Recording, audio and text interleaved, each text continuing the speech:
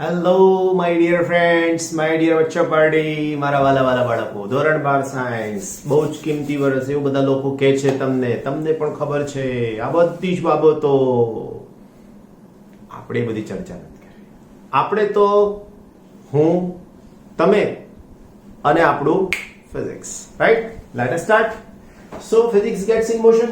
આપણું ફિઝિક્સ મોશનમાં રહેવું જોઈએ, તમારી અને મારી સાથે. ચાલો જલ્દી. નેક્સ્ટ ટોપિક નું નામ છે લેટરલ શિફ્ટ. એના પહેલા શું સમજાવ્યું હતું? વક્રીભવન. એના પછી દાખલા ગણ્યા હતા 3-4 ઉદાહરણ વાળા. અને આજે આપણે લઈ રહ્યા છીએ લેટરલ શિફ્ટ વાળા બાળકો. લેટરલ શિફ્ટ તમે 10મા ધોરણમાં શીખ્યા છો. આ દરેક લેક્ચરમાં મિનિમમ હું તમને 2-3 વાર આ ડાયલોગ સંભળાવીશ. 10મા ધોરણ શીખ્યા છો એટલે એના આગળના ચેપ્ટરમાં આપણે કશું નથી બોલ્યા આવું કઈ, હે ને? ઓકે, લેટરલ શિફ્ટ શું છે સમજાવું ત્યારે. લેટરલ શિફ્ટ શું છે તમને બહુ જ સરસ રીતે શાંતિથી એકદમ 2-3 સૂત્રો એવા પણ આપું કે જે આપણે ડિરાઈવ નથી કરવાના, હે ને, પણ છતાંય તમને ઉપયોગમાં આવશે. આપણી પાસે આવો એક કાચનો સ્લેબ છે. સ્લેબ એટલે લંબચોરસ ટુકડો જેને જાડાઈ પણ છે. સપાટીને દોરેલો લંબ છે અહીંયા. પહેલા માધ્યમનો વક્રીભવનાંક n1, બીજા માધ્યમનો વક્રીભવનાંક n2. n2 is greater than n1. પ્રકાશનું ત્રાંસુ કિરણ અહીંયા સપાટી પર આપાત થયું આવી રીતે. પ્રકાશનું ત્રાંસુ કિરણ સપાટી પર આપાત થયું. એ કિરણને નામ આપી દઈએ PQ. હવે પાતળા માધ્યમમાંથી ઘટ્ટ માધ્યમમાં જાય તો શું થાય? લંબ તરફ વાંકું વળે. આ ખૂણાને હું કહીશ આપાત કોણ I. તો આને આપાત કોણ I1 કહીએ. ઓકે, પ્રકાશનું ત્રાંસુ કિરણ અહીંથી આવી રીતે આમ આગળ વધ્યું. આ સપાટીને દોરેલો લંબ છે.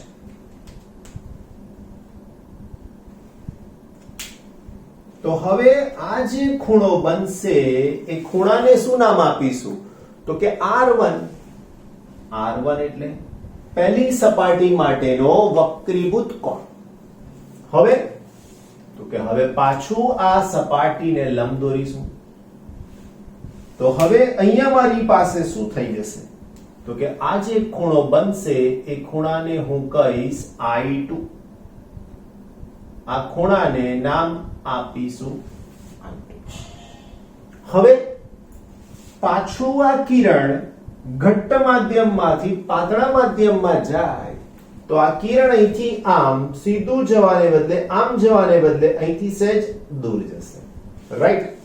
એનો મતલબ પાથ અહીંયાથી એક્ઝેક્ટલી આમ જવું જોઈએ આમ, પણ અહીંથી લંબથી સહેજ દૂર જશે, રાઈટ?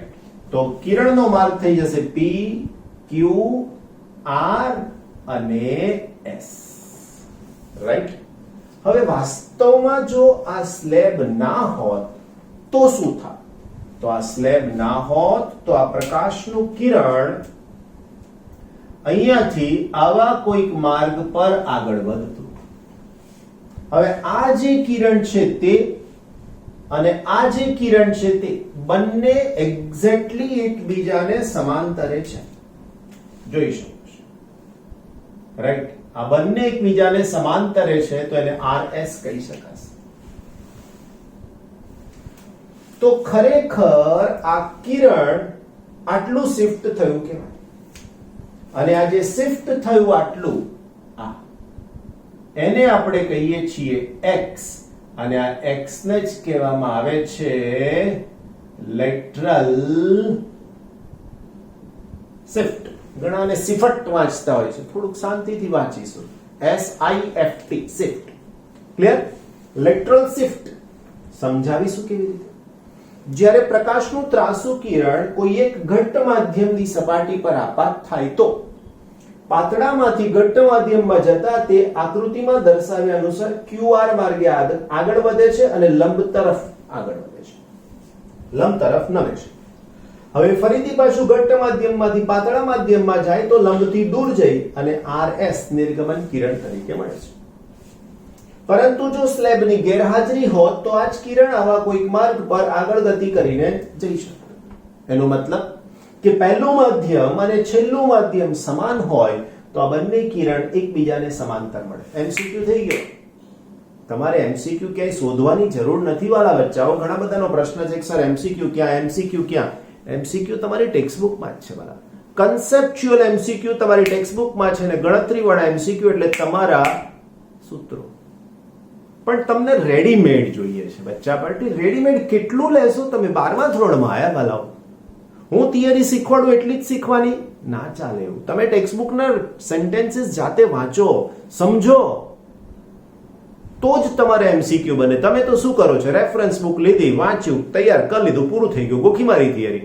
50 એમસીક્યુ સરે આપ્યા તો એ ગોખી નાખે, એ પૂરા થઈ ગયા. ના ચાલે યાર આવું. આ વસ્તુ તદ્દન ખોટી છે, નહીં જ ચાલે. સમજી લેજો. ખ્યાલ આવે છે?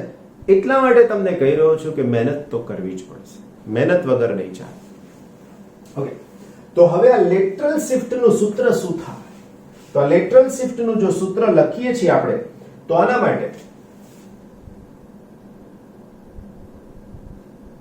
લેટરલ શિફ્ટ કે જે ઓલરેડી આપણા સિલેબસમાં એની સાબિતી નથી, પણ છતાંય ક્યારેક પાછા સૂત્ર પૂછાઈ જાય તો એટલા માટે આ જો વધારાનું આપણે આપી દઈએ છીએ. તો લેટરલ શિફ્ટ નું પહેલું સૂત્ર જો હું લખવા જાઉં તો સૂત્ર થઈ શકશે t ઇન્ટુ સૂત્રની અંદર થઈ શકશે sin I minus R1 upon cos R1. આવું સૂત્ર થાય. હવે જો ખૂણા બહુ જ નાના હોય, આ ખૂણા ખૂબ જ નાના મૂલ્યના હોય તો x is equal to t.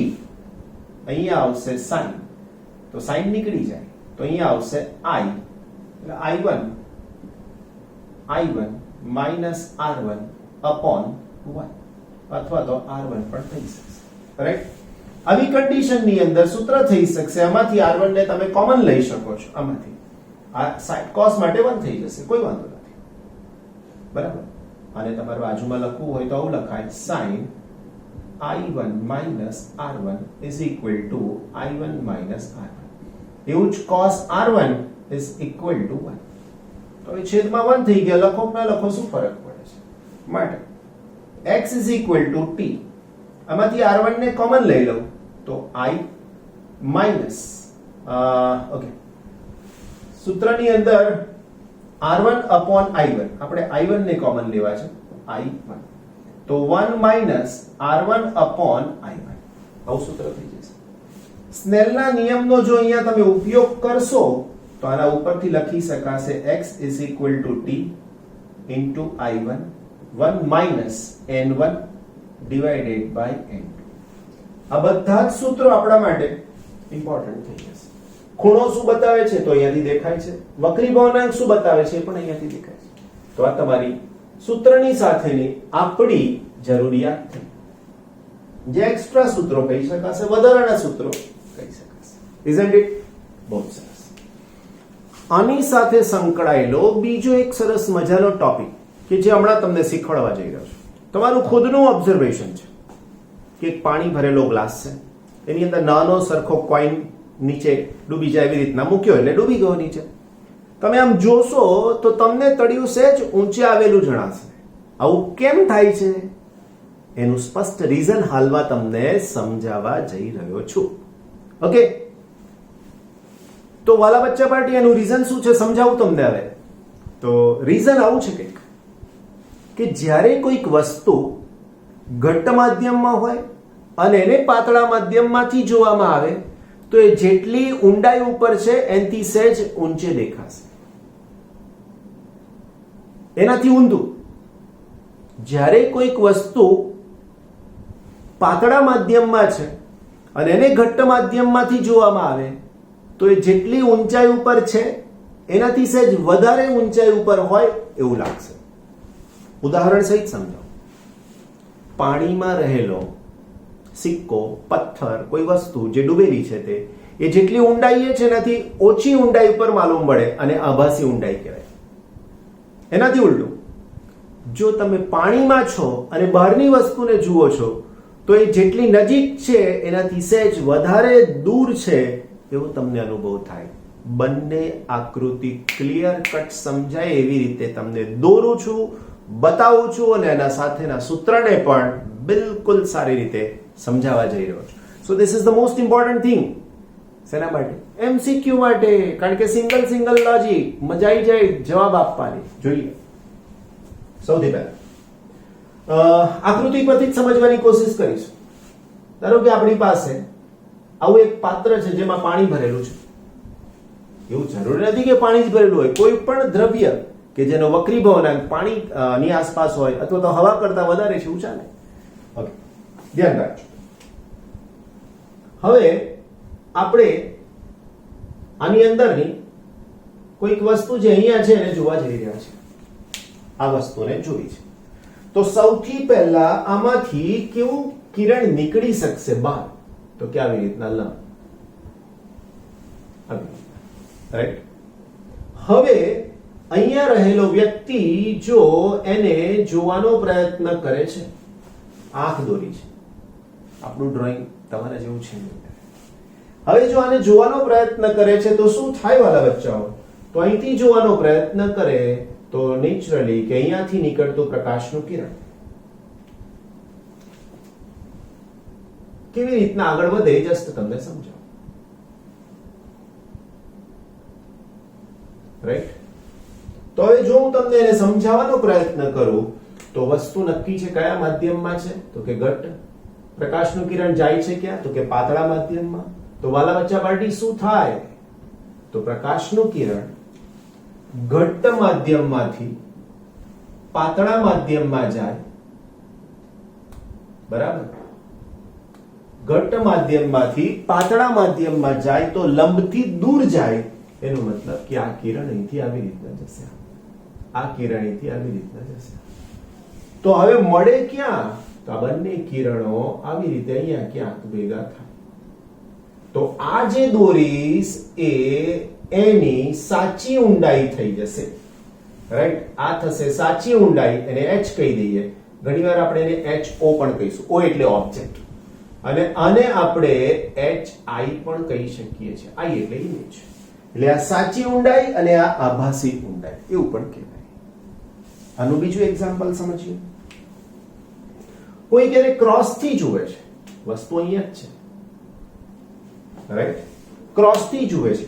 પહેલું કિરણ જે નીકળવાનું બચ્ચા પાર્ટી એ તો લંબ રૂપે નીકળે એટલે એને કશું થાય ના. જે સીધે સીધું લંબ રૂપે નીકળે ને એ આમ જ નીકળી જાય. કેમ?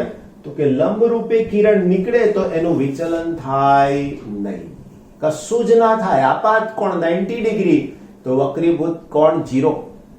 ફરીથી આપાત કોણ 90 ડિગ્રી તો વક્રીભૂત કોણ 0 થઈ જશે. ઓકે વાલા બચ્ચા પાર્ટી આ વસ્તુ છે. તો અગેન આ ઊંડાઈને હું નામ આપી દઈશ HO. હવે અહીંથી નીકળેલું પ્રકાશનું કિરણ અહીંથી આમ ગયું, સપાટીને દોરેલો લંબ લંબથી દૂર જાય. જોઈ શકો છો આ ખૂણો. આ ખૂણાને આપાત કોણ કહીએ, આ ખૂણાને વક્રીભૂત કોણ કહીએ. તો હવે અહીંયાથી આવતું આ પ્રકાશનું કિરણ ક્યાંથી આવતું હોય એવું લાગશે તમને? તો આ કિરણને જો હું આગળ એક્સટેન્ડ કરું આવી રીતના અહીંયા આવી રીતના. રાઈટ. તો આ જે થયું મારા માટે અહીંયા, તો આ થઈ શકશે HI, આભાસી ઊંડાઈ. ક્લિયર ને બચ્ચા વાળે? બસ તો પછી આ બે વસ્તુ અહીંયા થઈ ગઈ. સમજાઈ ગઈ વાત? ઓકે. તો હવે આની સાથે સંકળાયેલું એક સૂત્ર તમને લખી યાદ રાખવામાં બહુ જ સહેલામાં સહેલું. મારી તમારી ખાનગી વાત હો, પણ આપણે કોઈને કહેવાનું નહીં. સૂત્ર તમને મળી ગયું. જો HI ના છેદમાં HO is equal to NI ના છેદમાં NO. બસ, આનાથી વિશેષ કશું યાદ રાખવાનું નહીં. HI આભાસી ઊંડાઈ, HO વાસ્તવિક ઊંડાઈ, NI જે માધ્યમ છે એનો વક્રીભવનાંક, સોરી NI એટલે જ્યાંથી જુઓ છો એનો વક્રીભવનાંક, અને NO વસ્તુ જ્યાં છે એનો વક્રીભવનાંક. આપણે સૂત્ર લખી દઈએ. જો અહીંયા NI નો મતલબ વસ્તુને જ્યાંથી જોવામાં આવે તે માધ્યમનો વક્રીભવનાંક ના છેદમાં વસ્તુ જે માધ્યમ માં છે તેનો વક્રીભવનાંક થઈ ગયો. બસ તો મારા વાલા બચ્ચાઓ આને જોડી દો HI અને HO સાથે. HO એટલે શું? વાસ્તવિક ઊંડાઈ અને HI એટલે આભાસી ઊંડાઈ. તરત જ સૂત્ર મોડે થઈ જાય તમને, કોઈ જાતની ચિંતા કરવાની નહીં. બુકમાં જે શબ્દો લખીને આપ્યા છે પછી એની સાથે પ્રાસ ગોઠવી દેવાનો એટલે એ પણ યાદ રહી જાય. ગોખવાનો પ્રશ્ન રહે નહીં, એ ફિઝિક્સની સૌથી મોટી મર્યાદા છે જે તમે એને ગોખી રહ્યા છો. But if you prepare like this તો તમને બધું જ આવડી જશે. આનાથી ઊંધું એક્ઝામ્પલ પણ સમજાવી દો.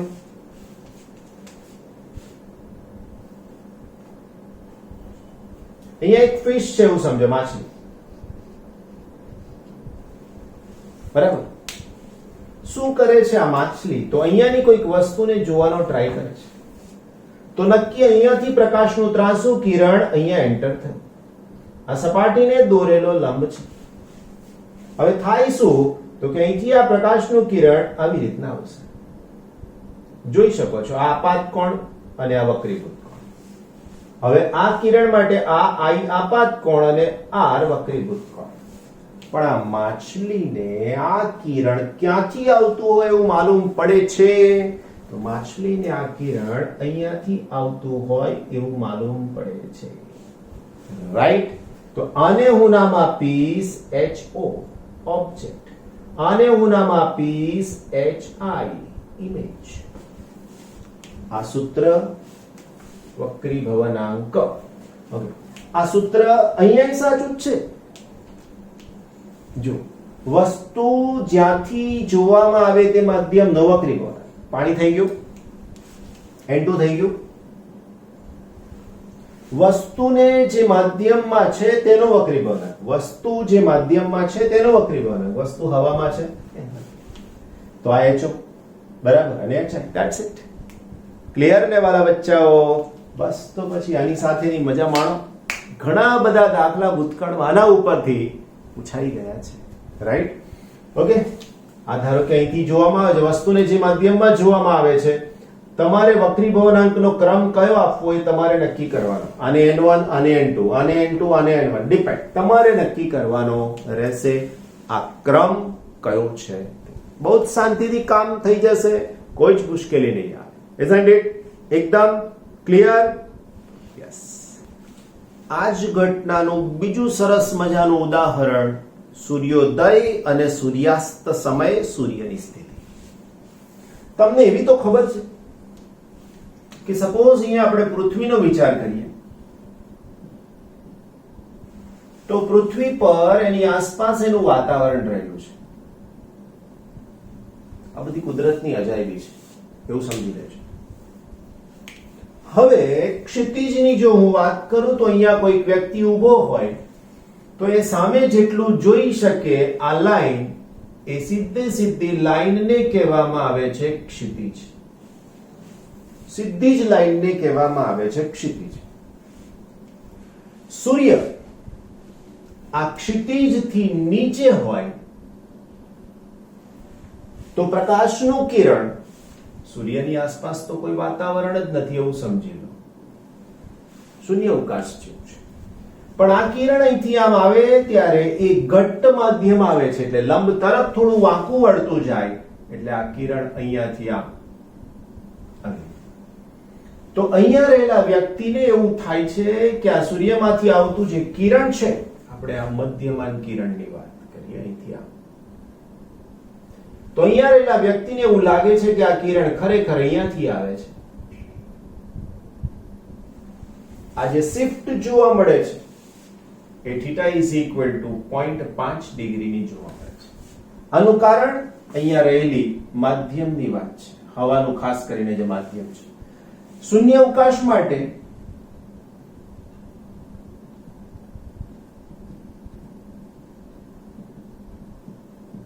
એક છે, પણ હવાનો વક્રીભવનાંક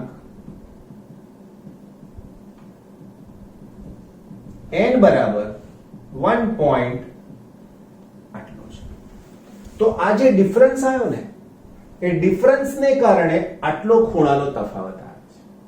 તો સૂર્યોદય સમયે કે એની સામે સૂર્યાસ્ત સમયે સૂર્ય આપણને આટલો નીચે હોય તો પણ ઉપર હોય એવું લાગે છે, અહીંયા નીચે હોય તો પણ ઉપર હોય એવું લાગે છે. હવે આનાથી વિશે શું સમજાવું તમને? સૂર્યને અહીંથી અહીંયા જતા એટલે સૂર્ય ઉગે રાઈઝ થી સનસેટ થાય ત્યાં સુધીમાં 180 ડિગ્રીનું કોણાવર્તન થાય. અહીંયાથી આ 180 ડિગ્રીનો ખૂણો બનાવે. તો આપણે આવું કહી શકીએ કે 180 ડિગ્રીના ખૂણા માટે 12 કલાક થાય. તો 0.5 ડિગ્રીના કોણાવર્તન માટે કેટલો સમય થાય? આ જે ખૂણો મળવો જોઈએ આના અનુસાર એ 0.5 ડિગ્રીનો મળે છે. તો માટે t સમય ઇઝ ઇક્વલ ટુ 0.5 ગુણાકારમાં 12. મારે કલાકમાં જવાબ નથી જોઈતો વાલાઓ. 12 કલાકની મિનિટ 60 અને એનો સમય પણ 60 સેકન્ડ. તો 12 કલાક બરાબર 12 ગુણાકારમાં 60 ગુણાકારમાં 60 સેકન્ડ થાય. ના છેદમાં 180. તો આનો આન્સર આવે છે t is equal to 2 minute 120 second around થાય છે. એનો મતલબ કે સૂર્ય હજુ ક્ષિતિજથી નીચે છે તો પણ તમને રાઈઝ થઈ ગયેલો દેખાશે, અને અહીંયા ક્ષિતિજથી નીચે આથમી ગયો છે તો પણ તમને ઉપર દેખાશે. હિલ સ્ટેશન પર જાઓ, દરિયા કિનારે જાઓ તો એ ફરવાના સ્થળોમાં તમારા સાઇટસીઇંગ ની અંદર આ વસ્તુ ઇન્ક્લુડ હશે જ, અને નહીં હોય તો તમે કરાવો છો, રાઈટ? બહુ જ મજા આવે જોવાની, અમેઝિંગ લાગે તમને, એમ લાગે કે હા કુદરત અહીંયા જ છે. બસ આવા નજારા જોવાની બહુ જ મજા આવે. જોજો ખબર પડશે. ગામડામાં હજુય સનસેટ સનરાઈઝ આમ ક્ષિતિજ સુધી કશું જ ના હોય તો એ તમને તમારા નજીકના નેટિવ પ્લેસ ગામડું જ્યાં છે ત્યાં પણ આવું બધું દેખાશે, પણ ત્યાં આપણને કિંમત નથી હોતી. હિલ સ્ટેશન પર જાઓ ત્યાં જોવાની મજા કંઈક અલગ હોય છે. એટલે એના માટે કઈ હિલ સ્ટેશન નથી જવાનું ભાઈ હમણાં, હો શાંતિ રાખજો. હા, તો કહેવાનો મતલબ આ બધી જે ઘટના બની, આ કિરણ અહીંથી આમ થઈને અહીંથી આમ થઈને કેમ આવું આવ્યું? કારણ વચ્ચે શું છે? હવાનું માધ્યમ છે. માધ્યમની ઘનતા વધતી જાય છે અને વધવાને કારણે પ્રકાશનું કિરણ સ્ટ્રેટ લાઈન પર જવાને બદલે અહીંથી આમ આવે ત્યારે સહેજ વાંકું વળે અને અહીંયાથી આમ થાય. બસ આવી ઘટનાઓ આપણને જોવા મળે છે. શેના કારણે? આ વક્રીભવનને કારણે. Okay, so that's all for today. Take very good care of yourself as well as our physics, right? Take care.